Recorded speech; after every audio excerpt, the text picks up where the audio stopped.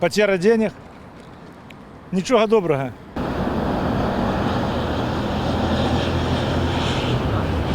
Уменьшился кошелек просто и все. Поменялся от большого в маленький. Все, что она дала.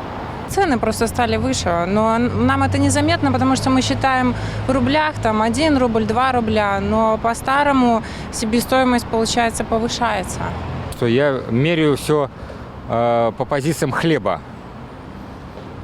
Значит, когда я заходил в магазин раньше, ну, до деноминации 1 июля 2016 года, было 10 тысяч, красненькая бумажечка, ну или 20 тысяч, это площадь Ленина, то я кроме хлеба мог купить там молока, сыра. Сейчас 20 тысяч – это 2 рубля, то буханка хлеба столько стоит. Вот и все, весь разговор.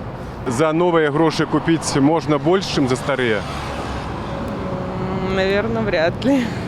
Немножко, наверное, обесценились наши денежки. З мужем продаємо трохи так овочі, фрукти, да, і я бачу, що другий раз, коли ми лічимо, що купив той наш покупник, так мало узяв ту скарбонку положив, а заплатити треба, ну, може, у 2-3 рази більше, навіть, чим як було у прошлому році.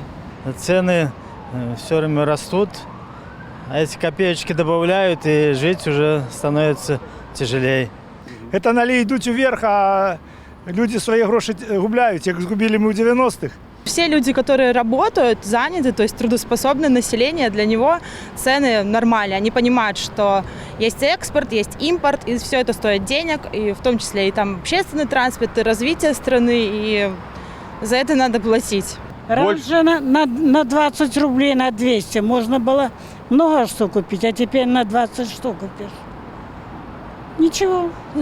Те же 2 рубля, это все старые 20 тысяч, да? А на 20 тысяч можно много было еще купить, в принципе. А сейчас на 2 рубля, ну, особо ничего. Скажите, а що треба ураду зробити з грошима, щоб людям стало добре? Поднять зарплаты. Все.